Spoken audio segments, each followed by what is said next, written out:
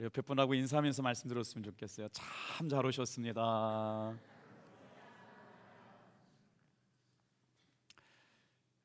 2.5가 3만 만나면요 아주 깍듯하게 인사를 하더랍니다. 안녕하십니까 형님. 형님 오셨습니까? 0.5밖에 차이 안 나는데 3이 2.5를 바라볼 때 너무 기분이 좋더래요.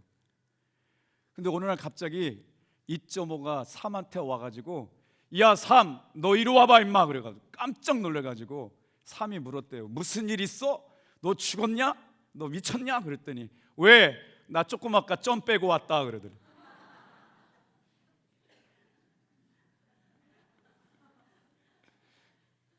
사랑하는 성도 여러분, 한 해를 이제 한 달 남겨놓고요 예수님 안에서 여유와 기쁨이 넘치는 생활 되시길 주님의 이름으로 축복합니다. 점 빼고 온 게 그렇게 기쁜 일인지 몰랐어요. 오늘은 예수님께서 이 땅에 우리의 왕으로 오신 것 동시에 세상의 왕으로 오셨음을 고백해서 드리는 여러분 대림절 또 대강절 첫 번째 주일이거든요. 예수님께서 구주로 이 땅에 강림하셨다. 그것을 기념해서 드리는 사주간의 예배를 대림절 사주간 예배인데 전통적으로 성도들은 이때 성탄절에 봉헌할 캐롤을 준비하고 다시 오실 예수님을 기대하는 마음으로 예배를 드리게 되죠. 오늘은 특별히 11월 마지막 주 이제 한 달을 남겨놓고 나서 우리는 담장을 넘는 선교 주일로 예배를 드립니다. 44장 말씀을 묵상하는 가운데 갑자기 이런 마음을 주셔서 다 같이 한번 따라해 주시겠어요? 오늘 생명건 중보기도를 드려라. 왜 우리의 삶의 중보기도를 시작하는 것이 중요한가? 중보기도는 어떤 은혜가 있는지를 함께 말씀을 통해 은혜 받기를 소망하는데요. 세계적으로 중보기도 운동을 확산시켰던 분들이 있어요. 피터 와그너라고 하는 박사님하고요 신디 제이콥스라고 하는 분들이 전 세계적으로 중보기도 운동을 일으켰던 분들이거든요. 저 두 분이 아주 기도를 많이 한다는 한 분을 찾아갔대요. 진짜로 열심히 기도하는데 지하실에 들어가 보니까 밑에 이렇게 종이 깔판이 깔려 있고 거기에는 박스들이 많이 이렇게 놓여 있었는데 사진들이 이렇게 와서 이분들은 누굽니까? 그랬더니 기도하시는 그분이 그렇대요. 자기에게 전 세계에서 기도를 부탁한 사람들이 보내온 사랑하는 사람들의 사진입니다. 어떻게 이렇게 많은 사람들을 알고 계십니까? 저는 이 사람들을 잘 알지 못해요. 문제가 있고 아픔이 있고 상처가 있는데 저에게 기도 부탁을 했던 사람들이 보내온 사진과 편지들입니다. 그래서 어떤 사진들이 있는가 이렇게 집어들다 보니까 말이에요 그 사진에 다 눈물 자국이 떨어져 있었다는 거죠. 잘 알지도 못하는 사람들, 만나보지도 못했던 사람들이 보내온 편지를 마치 자신의 문제를 가지고 기도하고 있는 여러분 중보기도의 사명자들. 그래서 언제까지 기도하세요? 물어봤더니 그 기도하시는 분이 그렇대요. 하나님께서 이분들을 품고 기도할 때 이제 그만 되었다라고 말씀하실 때까지 계속 기도했다는 것이죠. 알지도 못한 사람들을 위해 눈물로 기도하는 기도의 용사들. 이 기도는 누군가를 위해서 기도한다는 건요 자기 마음으로 하는 건 어려운 것 같아요. 하나님께서 기도하게 하시고 하나님께서 감동 주셨기 때문에 가능한 일일까? 그래서 중보기도는요 하나님께서 강권적으로 시키는 기도예요. 제 목회 가운데 이런 일이 있었어요. 건축을 제가 2번 했거든요. 교회 건축을.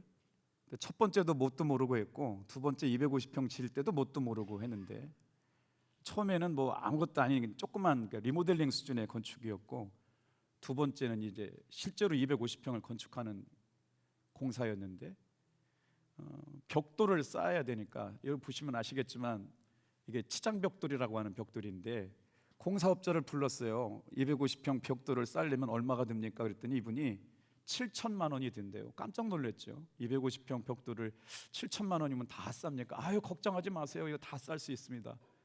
그래가지고 공사를 맡겨드렸어요. 근데 이게 웬일이에요? 아무래도 이상해요.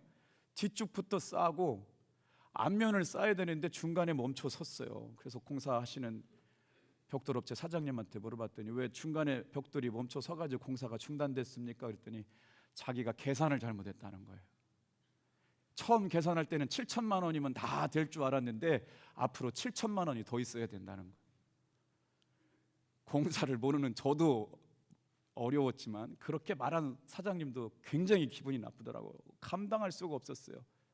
근데 갑자기 며칠 있다가요, 고영강 사무의 친언니가 전화가 왔어요. 그때 정말 경험하기 어려운 거예요. 100만 원도 어렵고 1000만 원도 어려운데 이 공사를 마무리하려면 1억 5천이 들어가야 되는데 7천만 원이 부족한 거잖아요. 근데 이 처형님이 현 롯데백화점에 근무하는 남편과 함께 사시면서 자녀들의 문제 가지고 자기를 위하여 이제 기도원에 가셨는데 아침부터 저녁까지 자기 기도는 하나도 못했대요. 그래서 갑자기 충만한 교회 김석계 목사와 고영광 사모를 위해 기도하라, 성령께서 감동 주셔가지고 멋진지도 모르고 눈물로 기도하시다가 교회에 무슨 문제가 있고 목회 어려움이 있냐고 전화가 온 거예요. 아니 뭐 특별한 일은 없고 벽돌을 쌓는 분이 도망가가지고 공사가 중단됐다. 그랬더니 처형님이 이렇게 말씀하시는 거예요. 구리에 살고 있는 아파트를 팔아서 한 3억 정도가 지금 여유존이 있는데 충만한 교회 짓는 동안 형편이 되면 갚아라. 놀라운 일인데 전혀 반응이 없으시네요. 제가 그분이 돈이 있는 것도 몰랐고 우리가 돈이 없다고 얘기한 적도 없는데 성령께서 그렇게 강권적으로 저희 청년을 놓고 기도하게 하시고 뭐 이렇게 3억 정도 갚고 싶을 때 갚으라고 빌려주는 사건들이 여러분 일어날 수 없는 일들이 있었어요. 하나님이 기도하게 하셨다는 것들을 부인할 수가 없습니다. 오늘 저와 여러분의 삶에 하나님께서 누군가를 강권적으로 기도하게 하실 때 여러분 생명건 중보기도를 시작할 수 있는 여러분 되길 주님의 이름으로 축복합니다. 자, 중보기도가 뭐냐? 다 같이 한번 따라해 보시겠어요? 갈라진 틈에 서서 드리는 기도.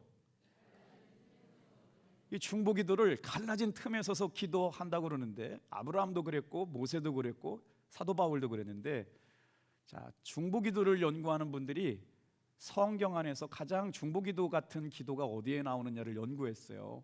에스겔서 22장 30절 31절 갈라진 틈에 서서 드리는 기도. 멋지지 않아요? 왜 갈라진 틈에서 드리는 기도를 중보기도라고 얘기했을까? 자, 에스겔에 임한 하나님의 말씀을 좀 같이 볼게요. 30절 31절 이 땅을 위하여 성을 쌓으며 성 무너진 데를 막아 서서 나로 하여금 멸하지 못하게 할 사람을 내가 그 가운데서 찾다가 찾지 못하였으므로 내가 내 분노를 그들 위에 쏟으며 내 진노를 불로 멸하여 그들 행위대로 그들 머리에 보응하였느니라. 주 여호와의 말씀이니라. 하나님께서 이스라엘 백성들을 심판하지 않으시려고 참고 기다리셨는데 이들의 죄악 때문에 더 이상 심판하지 않을 수가 없어요. 이 무너진 성을 수척하고 보수할 사람들을 찾아야 했었는데 그 사람을 찾지 못해서 하나님께서 에스겔에 이제는 하나님께서 심판하시겠답니다. 사망과 저주를 심판하시는 예언의 말씀을 전하게 되는 거거든요. 그때 엘리야의 마음이 어떤 거예요? 하나님의 심판을 막아설 수 있는 사람, 하나님의 진노 앞에서 그들을 변론하고 그 문제 갈라진 틈에 서서 기도할 수 있는 사람을 찾으시는 이 사람이 누구냐? 중보기도자의 삶. 사랑하는 성도 여러분, 예배 때마다 하나님이 주시는 감동이 있기를 축복합니다. 예배 때마다 하나님이 주시는 생각들이 마음속에 생각나기를 축복합니다. 갈라진 틈에 서서 중보기도를 드리는 기도, 하나님과 사람 사이에 갈라진 틈, 무너진 성벽에서의 드려지는 기도, 사람과 사람 속에서 관계가 단절된 마음 안에서 드려지는 기도, 이런 기도를 중보기도라고 그러는데 영어로는 뭐라고 써 있냐 봤더니요, 인터세션 프레이어라고 되어 있더라고요. 축구 경기 하시다 보면 인터셉트라고 하는 거 하잖아요. 중간에 수비수가나 공격수가 공을 이렇게 채서 가는 건데 그 개념은 다르지만 인터셉터, 그러니까 인터세션 프레이어라고 하는 게 뭐냐면 가운데로 나아가다, 문제가 있고 아픔이 있고 상처가 있는 가운데로 나가면서 기도하는 거예요. 문제와 상처가 있는 사이로 들어가는 게 중보기도고요. 그래서 그 자리에 서서 여러분 중재하는 기도, 이런 기도가 11월을 마무리하고 남은 한 달 동안 간절한 생명을 건 기도를 통해 하나님의 살아계심을 경험하게 되기를 사모하는 분들만 아멘 해보세요. 할렐루야. 갈라진 틈에 서서라고 하는 기도를 누가 드렸는가요? 아브라함이 롯을 위해서 기도했고요, 모세가 백성들을 위해서 중보기도 했고요, 바울이 교회와 성도들을 위해서 중보기도 했습니다. 그래서 자신과는 전혀 상관없는 사람이지만, 알지도 못하는 사람이지만 하나님이 주시는 감동을 통해서 그 사람을 품고 기도한 사람들, 마치 자신의 생명을 내어줄 것처럼 기도했던 그 사람들을 통해서 하나님 어떤 역사를 이루셨느냐? 하나님과 사람 사이에 갈라진 틈에 기도하는, 어떻게 해요? Stand in the gap. 갈라진 틈 안에 서 있어서 기도하는 그 사람을 통해서 회복의 역사, 치유의 역사, 하나님께서 놀랍게 일하시는 은혜를 여러분 변호사와 같은 위치에서 경험하게 하실 줄로 믿습니다. 목회하면서 중보기도가 얼마나 중요한지를 아주 많은 순간마다 깨닫게 됩니다. 정말 어려운 순간 누군가 나를 위해서 기도하고 있다라고 하는 걸 깨닫게 될 때, 여러분 그거 아세요? 여러분이 오늘 예수 믿게 된 건요, 내가 그냥 오늘 교회 오고 싶어서 온 게 아닙니다. 부모님의 눈물 어린 기도가 있었고요, 형제 자매들의 눈물 어린 기도가 있었고요, 여러분을 사랑하는 누군가의 기도가 있었기 때문에 여러분 그 기도가 응답되어져서 저 여러분들이 예수 믿게 된 줄로 믿습니다. 중보기도자들은요, 자신의 문제를 놓고 기도하는 게 아니에요. 다른 사람을 위해서 기도하는데 마치 자기가 짊어지고 가야 될 기도처럼 들어가게 될 때 하나님께서 놀랍게 역사하실 줄로 믿습니다. 영적 싸움의 현장 가운데 여러분 어떻게 오늘 요셉의 형제들 가운데 중보기도가 일어나고 있는지 들어가 볼까요? 자, 우여곡절 끝에요, 요셉이 애굽의 총리가 됐습니다. 바로 왕의 꿈을 해석함으로 30살에 총리가 되었거든요. 어떤 일들이 일어났어요? 요셉이 해석한 바로의 꿈은 7년 동안의 대풍년이 올 걸 예언했는데 그대로 대풍년이 왔어요. 그리고 나서 예언한 게 뭐예요? 7년 풍년 다음에 7년 흉년이 오겠다는데, 이제 7년 흉년이 시작되는 해에 야곱에게도 가나안 땅에 살고 있었던 형제들에게도 여러분 위기가 찾아왔습니다. 양식이 떨어졌어요. 그랬더니 어떤 소문이 들려와요? 애굽에 가면 양식을 구할 수 있다는 소문이 들려오는 거죠. 자, 그래서 누구를 만나요? 애굽에 갔더니 애굽의 총리가 된 사람이 자기들이 팔아버렸던 동생 요셉이라고 하는 걸 형들은 아직 모르고 있습니다. 동생 요셉은 알고 있었죠. 그런데 형이 보니까 야곱의 12아들 가운데 몇 명이 왔어요? 10아들이 왔거든요. 루벤부터 유다 다 왔어요. 그런데 정말 보고 싶었던 사람 누구였을까요? 야곱이 사랑했던 레아, 부인으로부터 태어났던 라헬로부터 태어났던 두 아들이 누구였어요? 바로 요셉과 베냐민. 근데 야곱의 12아들 가운데 요셉은 팔렸잖아요. 붉은 채색 옷을 입혀가지고 그렇게 사랑받던 요셉이 팔리고 나니까 동생 죽었다고 채색 옷에다가 동물 피를 묻혀가지고 야곱에게 갖다 주니까 야곱의 마음이 얼마나 상했겠어요. 사랑하는 아들 요셉이 죽었구나라고 평생 살고 있는 거예요. 한 20년 동안 지금요. 그런데 요셉이 총리가 돼 보니까요, 그 많은 형들 다 귀하지만 정말 사랑스러운 자기 친동생 베냐민을 보고 싶은데 형들 무리에 끼어있지 않아서 어떻게 오해했겠어요? 자기 팔아버린 것처럼 형들이 베냐민도 팔아버렸나 생각이 들 거 아닙니까? 그래서 44장의 말씀에 보면 요셉이 평상시 점치던 물건이 있었대요. 은잔을 누구의 짐보따리에다 넣게 만들어요? 베냐민 짐보따리에 넣게 만들어 가지고요. 그래서 형들을 다 간첩으로 몰아가지고 붙들어 놓게 되는 거죠. 그때 누가 변론하기 시작해요? 그렇게 매정하고 뒤돌아볼 것 없이 이기적이었던 형 유다가 자기 동생 베냐민을 위하여 변론하면서 기도하는 이야기가 오늘 창세기 44장에 등장하게 됩니다. 자, 요셉이 형들의 마음을 시험하기 위해서 베냐민 짐 가방에 은잔을 놓음으로 말미암아 도둑으로 몰아서 베냐민을 종으로 삼겠다고 알죠. 그런데 그때 유다가 나타나서 뭐라고 말해요? 자기가 베냐민 대신해서 종이 될 테니까 이복 동생 베냐민을 아버지에게로 보내고 자기를 종으로 삼아달라고 기도하는데요. 어떻게 해요? 자, 요셉이 바뀌기 시작했습니다. 우리의 삶에 생명건 기도가 왜 중요한지 오늘 세 가지 말씀을 나눠볼 텐데, 첫 번째 한번 따라해 보겠어요. 무너진 생명을 바라볼 수 있어야 기도할 수 있습니다. 아무리 생각을 해봐도 여러분, 누군가를 위해서 기도할 수 있는 마음은 어떤 마음일까요? 불쌍히 여기는 마음이 있어야 돼요. 여러분, 전도가 누가 됩니까? 죽어가는 영혼을 불쌍히 여기는 마음이 없는 사람이 어떻게 그 사람을 전도합니까? 근데 사랑하는 가족들도 마찬가지예요. 우리의 삶이 퍽퍽한 건 뭐예요? 내가 정말 죽게 되었는데 이 문제를 누군가 해결해 줄 사람이 없다고 느낄 때 삶이 퍽퍽해지잖아요. 우리도 마찬가지입니다. 그런데 지금 형제가 어려움을 당했는데 모든 걸 다 내려놓고 야, 걱정하지 마, 내가 다 해결해 줄게 라고 하는 형제가 있으면 좋을 텐데 그렇지 못하니까 우리의 삶이 퍽퍽한 건 아닐까요? 그런데 오늘 여러분, 요셉의 형들에게 있어서 변화가 일어나기 시작해요.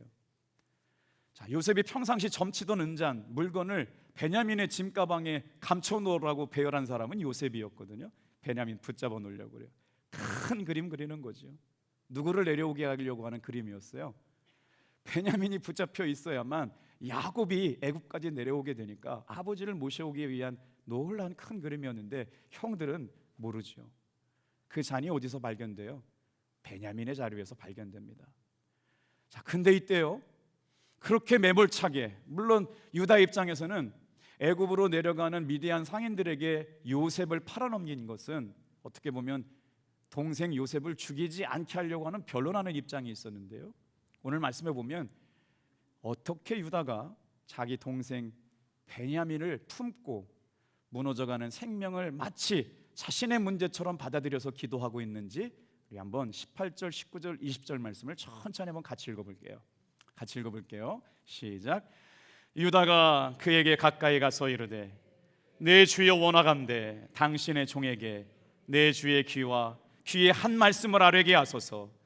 주의 종에게 노하지 마소서. 주는 바로와 같으심이니이다. 이전에 내 주께서 종들에게 물으시되 너희는 아버지가 있느냐 아우가 있느냐 하시기에 우리가 내 주께 아뢰되 우리에게 아버지가 있으니 노인이요 그가 노년에 얻은 아들 청년이 있으니 그의 형은 죽고 그의 어머니가 남긴 것은 그뿐이므로 그의 아버지가 그를 사랑하나이다 하였더니. 여러분, 여기서 유다의 변화가 느껴지세요? 오늘 이 유다는 어떻게 변했어요? 동생이 그 깊은 구덩이에서 살려달라고 해도 매몰차게 위에서 음식 먹던 형들이었거든요. 살든지 죽든지 방치하던 형들이었거든요. 어떤 형들이었어요? 아주 이기적이었죠. 자기중심적이었던 사람들이었어요. 그런데 그런 유다가 변했습니다. 누구를 생각하기 시작해요? 다시 이 고통을 겪게 될 동생 베냐민을 생각하기 시작하죠. 오늘 말씀 16절에 보면 자기들이 이렇게 고난당하는 건 동생 요셉을 팔았기 때문이라고 자신들의 죄를 회개해요. 그리고 나서 이런 죄가 반복되지 않기를 유다는 결단하고 있는 거죠. 그러면서 뭐라 그래요? 우리 아버지가 노인인데 아버지 한 분이 계십니다. 그가 사랑하여 노년에 얻은 아들이 있는데 한 형은 죽었고 그의 동생은 너무 아버지가 사랑하는 아들이 있는데 그 아버지가 베냐민이라고 하는 동생을 너무 사랑합니다. 여러분, 느껴지세요? 철두철미하게 자기중심적이고 이기적으로 살아왔던 유다가 누구를 생각하기 시작해요? 동생 베냐민을 생각하기 시작합니다. 누구를 생각해요? 사랑하는 아들을 또 잃게 될까 봐 노심초사하게 되는 아버지 야곱의 마음을 생각하게 되죠. 철들어가는 것이죠. 여러분, 이 말씀이 우리에게 주는 교훈이 뭘까요? 유다는요, 과거에 실수했어요. 사랑하는 동생을요, 은 30전에 팔아버리잖아요. 놀랍게도 그가 다른 사람의 형편을 바라볼 수 있는 사람, 다른 사람의 상황과 아픔을 이해할 수 있는 사람으로 바뀌어져 가고 있어요. 자, 중보기도로 가는 마음이 어디서 생기느냐? 다 같이 한번 따라해 볼게요. 주여, 영혼 사랑의 마음을 부어 주시옵소서. 동생을 불쌍히 여기는 마음이 생기기 시작했다는 거예요. 최근에 그 산곡감리교회를 담임하시는 조재진 목사님이 웨슬리 전도학교 교장 선생님 하시다가 이사장님이 되신 분인데요.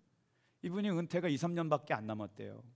그런데 저희 교회를 놓고 전국을 놓고 기도하시다가 전화가 왔어요. 김석기 목사님, 제가 은퇴하기 전에 정말 하나님을 기쁘시게 할 훈련된 전도자 100명을 길러놓고 은퇴를 하고 싶은데 지금 40명이 훈련받고 있는 이제 세션 마지막 주에 탑동교회 가서 목사님과 함께 교우들과 함께 기도하면서 전도하기를 원합니다. 그래서 저희가 어떻게 준비하면 될까요? 그냥 장소만 빌려달라고 그러시더라고요. 그래서 답사로 오셨는데 그게 엄청 큰 교회거든요. 그렇게 열심히 목회하지 않으셔도 특별히 문제되지 않을 것 같은데 그 68세 7세 되신 목사님께서 40명의 전도팀을 데리고 전국에 다니면서 하나님이 기뻐하시는 교회들을 응원하고 전도하는 삶을 사시는데 개척 교회부터 그렇게 하셨다는 거예요. 그러면서 지도를 펴놓고 기도하는 중에 당진의 탑동교회가 생각나는데 목사님 허락해 주셔서 감사하다고. 이분이 아마 지금 생각해 보면 우리 감리교회에서 전도를 제일 열심히 하시는 목사님일 거라 생각이 돼요. 어떻게 그런 마음이 감당할까요? 영혼 사랑의 마음이 충만했기 때문에 그래요. 그 사람의 문제가 마치 내 삶의 문제인 것처럼 받아들여지게 될 때마다 여러분 불쌍히 여기는 마음이 우리를 기도자의 삶으로 이끌어줄 줄로 믿습니다. 그때 하나님께서 역사하신다는 거죠. 오늘 이 유다의 기도가 예수님의 중보기도의 마음을 닮았어요. 요셉의 형들이 어떻게 바뀌어요? 조건적이었던 사람이 무조건적인 사람으로 바뀌고, 이기적이고 계산하던 사람이 어떤 사람으로 바뀌어요? 계산하지 않는 사람이요. 늘 자기중심적이었던 사람이 예수님 중심의 사람으로 바뀌어져 가는 이 놀라운 은혜. 늘 감정적으로 일처리하던 사람이 의지를 가지고 살아가는 사람으로 바뀌어져 간다.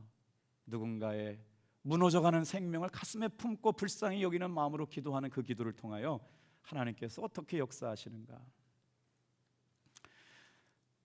여러분 옆에 분 얼굴 좀 잠깐 바라보실 수 있겠어요?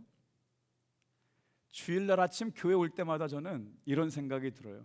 여러분 이제 두 가지 마음을 갖고 교회에 오셨어요. 예배를 드릴 때 엄청난 기대하는 마음을 갖고 오신 분이 계시고, 그냥 주일날이니까 교회 와서 예배 드리는 분들이 계실 거예요. 여러분 어때요? 어떤 기대와 어떤 감동을 가지고 주님 앞에 예배 나오셨나요? 근데 그 순간 누가 역사하느냐? 사탄이 역사하기 시작합니다. 사탄은요, 오늘 이렇게 정상스럽게 예배드리는 성도들을 어떻게든지 하나님으로부터 떨어지게 만들어요. 낙심하게 만들고 절망하게 만들고 어떻게 해요? 좌절하게 만들죠. 그래서 중간중간에 낙심한 일을 만나고 어려운 문제를 만나고 좌절할 일을 만나게 되는 사람들이 중간에 어떻게 되냐면요, 깊은 시험에 빠지기도 하거든요. 사탄이 우리를 시험하는 것 중에 뭐 돈도 있을 수 있고 성적인 문제도 있었지만요, 가장 큰 시험은요, 하나님 앞에서 좌절하는 것, 하나님 앞에서 절망하는 거예요. 좌절이 왜 무서운 줄 아세요? 다 같이 한번 따라해 보세요. 좌절은 성도로 하여금 하나님을 의심하게 만든다. 오늘 저와 여러분들이 예배를 드리면서 마음을 챙겨야 될 건 뭐냐면, 내가 지금 하나님 앞에 소망과 기대를 가지고 예배하고 있느냐? 예수 믿어봐야 소용없네. 좌절하고 절망하고 낙심한 마음으로 교회에 와서 하나님을 바라보지 못하고 믿지 못하게 하는 마음 가운데 예배하고 있는가? 혹시라도 여러분이 하나님을 바라보지 못하는 마음으로 예배하고 있다면 오늘 이 마음을 예수님의 이름으로 물리치길 주님의 이름으로 축복합니다. 기대가 있는 사람은 설교가 들립니다.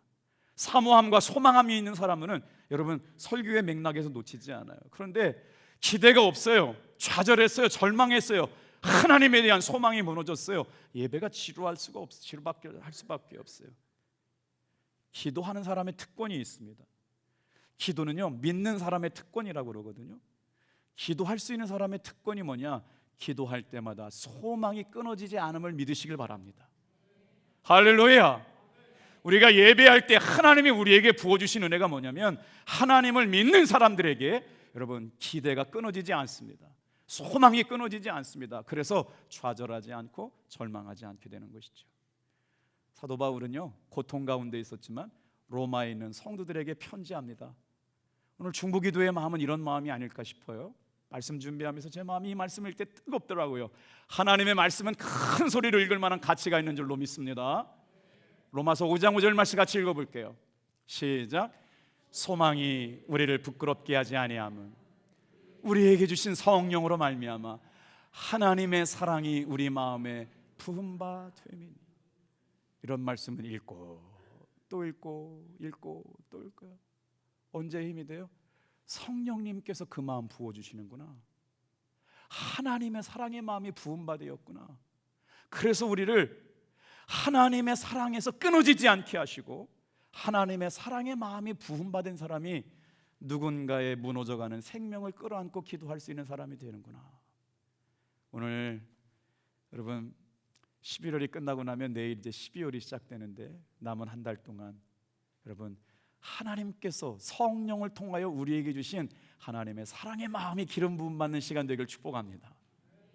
하나님의 사랑의 마음이 막 기름 부어 주시니까 여러분 하나님의 소망, 하나님은 성도 한 사람 한 사람 가지고 있는 소망을 부끄럽게 하지 않는데요, 여러분의 소망이 반드시 이루어지게 될 줄로 믿습니다.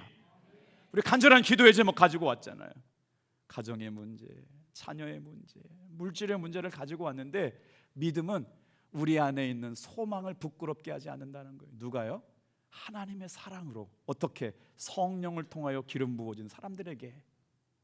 자, 우리 믿음의 사람들이 왜 함께 기도해야 되는지 아세요? 기도는 혼자 하는 것보다요 같이 할 때 능력이 나타납니다. 자, 전도서 4장 12절 말씀도 같이 읽어볼게요. 같이 중보기도하는 힘이 얼마나 중요한지 가르쳐 주세요. 시작. 한 사람이면 패하겠거니와 두 사람이면 맞설 수 있나니 새 겹줄은 쉽게 끊어지지 아니하니라. 할렐루야. 사랑하는 성도 여러분, 기도의 동역자를 만드시길 바랍니다. 하나님의 사랑의 마음을 부어달라고 기도합시다.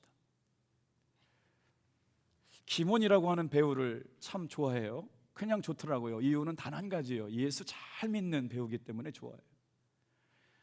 며칠 전에 유튜브 짤 동영상이 돌아서 봤는데요, 남편과 결혼할 때 약속을 했대요. 부부가 아이를 낳지 않기를 했다는 거예요. 왜 그러냐 그랬더니 막 울면서 간증을 해요.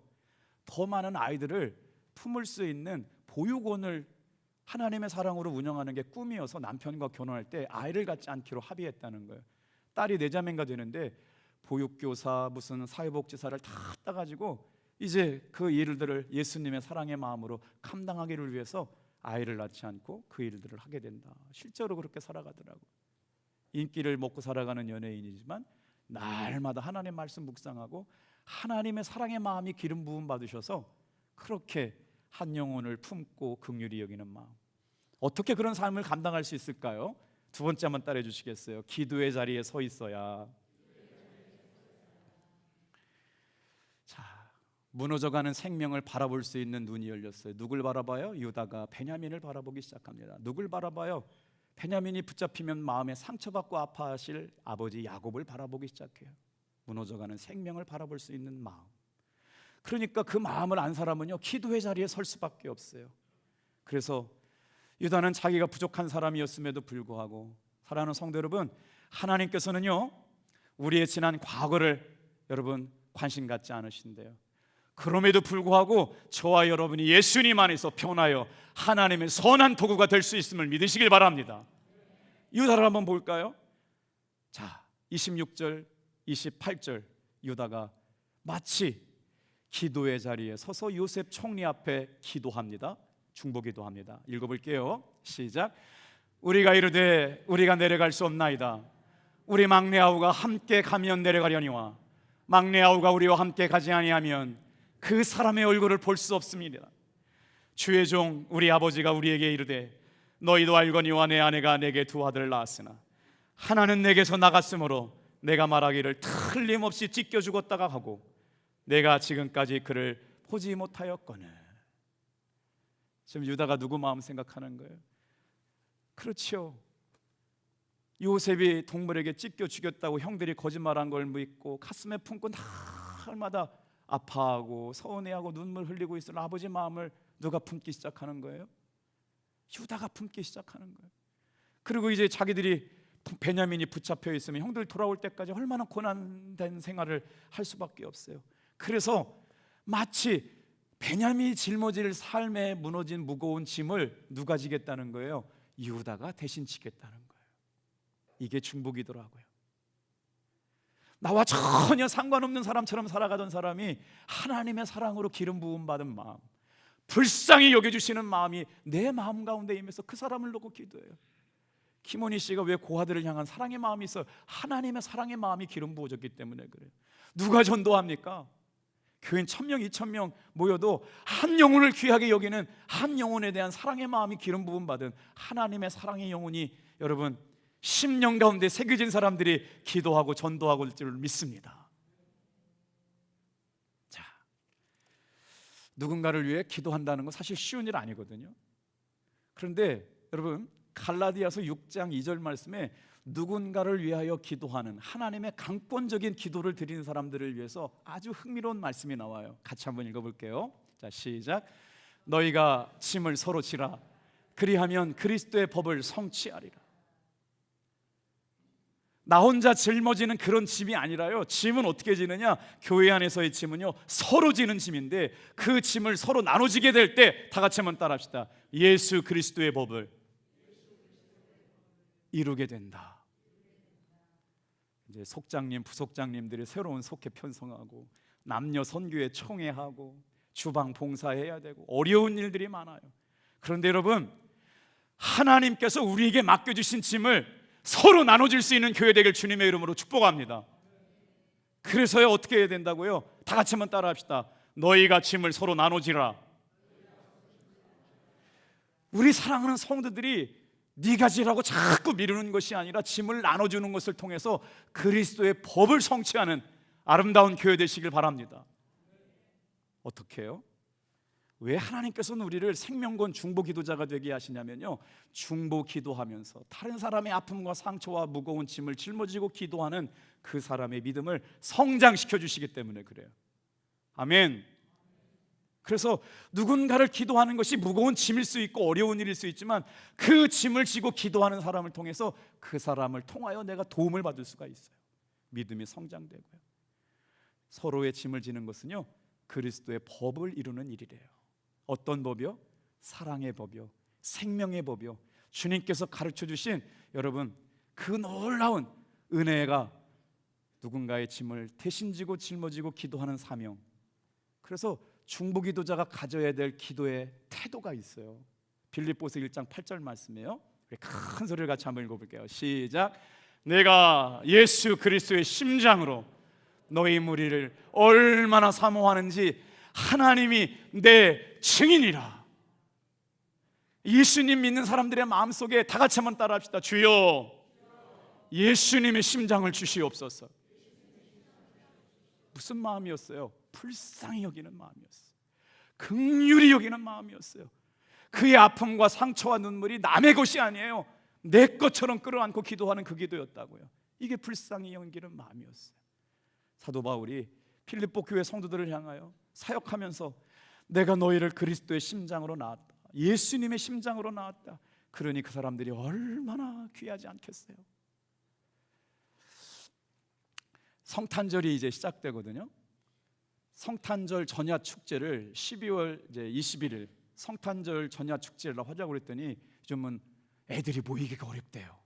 충구 동구도 모이고 교회 학교 애들도 모이기 어렵대요. 청년들도 또 가야 된대요. 그래가지고 주일날 예배 마치고 6시에 시작하게 될 텐데 여러분, 이때가 올해 가장 중요하게 사랑하는 사람들을 전도할 기회일 줄로 믿습니다. 성탄절 때 보면 그래도 제일 많이 모이는 날 그날이에요. 아무것도 안 해도 할머니 할아버지가 다 와가지고 손주 그냥 손녀 촬영하느라고 정신없어요.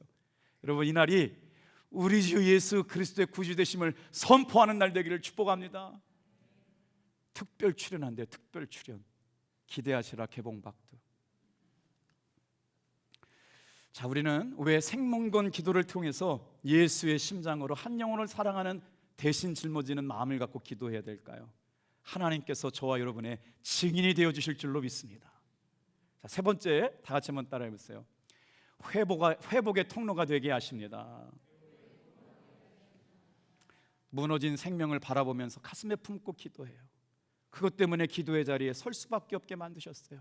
기도의 제목이 있다는 건요, 여러분, 누군가를 품고 기도하게 하신 하나님의 마음이고요, 그것으로 기도의 자리에 서 있게 되게 하셨는데, 그 일로 인하여 하나님은요, 유다를 축복의 사람, 회복해 하는 사람으로 사용하여 주시는 줄로 믿습니다. 그 충복기도 감당하는 사람이 그런 은혜가 있다는 거예요. 자, 과거에 자신을 팔았던 요셉 앞에서, 자기가 요셉인지도 모르지만 애굽의 총리 앞에 양식을 사러 와가지고 겸손하게 엎드려 경배하는 존귀하고 아름다운 사람 앞에 마치 무릎을 꿇고 기도하듯이, 자신의 생명을 내놓고 기도하듯이 누구를 변론하기 시작해요? 베냐민 대신에 자기를 종으로 삼고 노예로 삼으라고 얘기하면서 기도하는 내용, 32절, 33절, 34절 읽고 정리하고 마칠게요. 같이 읽어보겠습니다. 시작.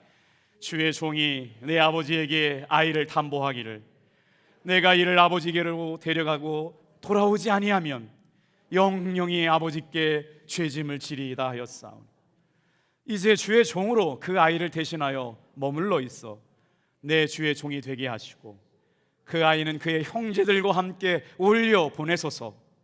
그 아이가 나와 함께 가지 아니하면 내가 어찌 아버지께로 올라갈 수 있으리이까. 두렵건대 제가 내 아버지에게 미침을 보리이다. 유다 지파를 통해서 예수님이 오시거든요. 과거에 상처가 많았어요. 실수가 많았어요. 허물이 많았어요. 동생을 팔아넘겼던 부족함과 연약함이 있었는데요, 하나님께서 요셉을 변하게 하시네요. 요셉의 형들을 변하게 하셨어요. 성숙하게 하셨고요, 중보기도자의 삶을 살게 하셨어요. 그러고 나니까 어때요? 다 같이 한번 따라합니다. 그 사람을 회복의 통로가 되게 하셨다. 여러분, 유다라고 하는 지파를 통해서 누가 와요? 보아스가 오고 다윗왕이 오고 우리 주 예수 그리스도가 오시는 계보가 이어집니다. 아마 이 중보기도자의 삶은 누구들 닮았어요? 유다의 중보기도자의 삶은 예수님의 중보기도를 담고 있죠. 마치 베냐민의 생명을, 자신의 생명을 독해서 뭐라고 말해요? 베냐민을 대신해서 나를 여기에 머물러 있고 베냐민을 형들과 함께 올라가게 하여 주옵소서.